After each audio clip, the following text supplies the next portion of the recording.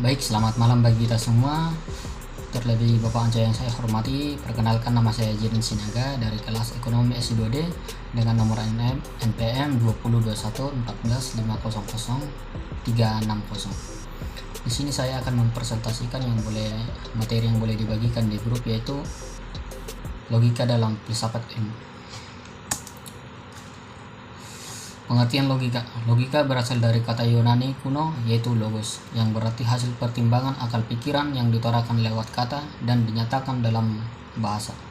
Logika adalah salah satu cabang filsafat sebagai ilmu. Logika juga disebut dengan logika epitisme atau ilmu logika atau pengetahuan yang mempelajari kecakapan tentang berpikir secara lurus, tepat, dan teratur.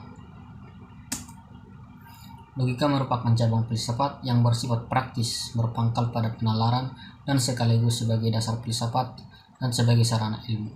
Dengan fungsi sebagai dasar filsafat dan sarana ilmu, logika merupakan jembatan penghubung antara filsafat dan ilmu yang secara terminologis logika didefinisikan teori tentang penyimpulan yang sah. Logika dalam pengertian sempit dan luas. Dalam arti sempit, logika dipakai arti sebagai logika deduktif atau logika formal. Sedangkan dalam arti luas, pemakaiannya mencakup kesimpulan-kesimpulan dari berbagai bukti dan tentang bagaimana sistem penjelasan disusun dalam ilmu alam, serta meliputi pula pembahasan mengenai logika dan logika itu sendiri. Logika berguna untuk melakukan penyelidikan atau menganalisa, merumuskan dan menerapkan peraturan yang luas dan yang harus ditepati, sehingga logika bukan merupakan teori tapi merupakan suatu keterampilan untuk menerapkan peraturan tentang pemikiran dan praktik atau tindakan. Apa hubungan antara filsafat dan logika?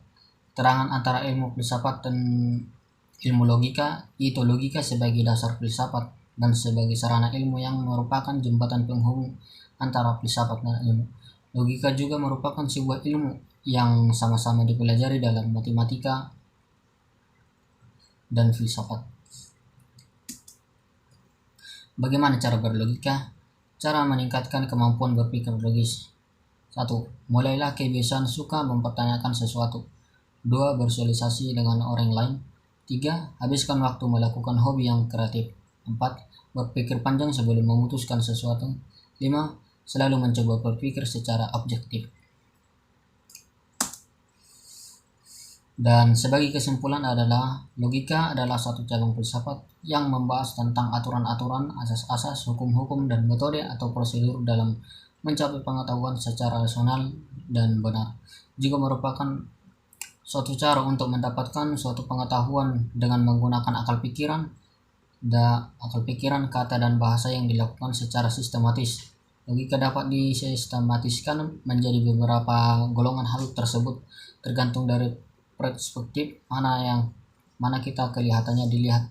Dari kualitas logika dapat dibedakan menjadi dua, yakni logika naturalis atau logika alamiah dan logika artificialis atau logika ilmiah.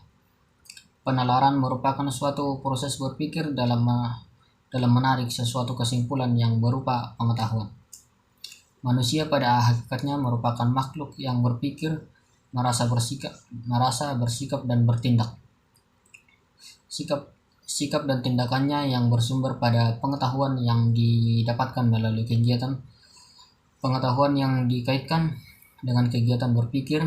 Penalaran dan merupakan suatu proses berpikir dalam menarik sesuatu kesimpulan yang berupa pengetahuan. Jadi penalaran merupakan salah satu proses dalam berpikir yang menggabungkan dua pemikiran atau lebih untuk menarik sebuah kesimpulan untuk mendapatkan pengetahuan baru. Sekian hasil presentasi dari saya, kurang lebihnya mohon maaf. Terima kasih.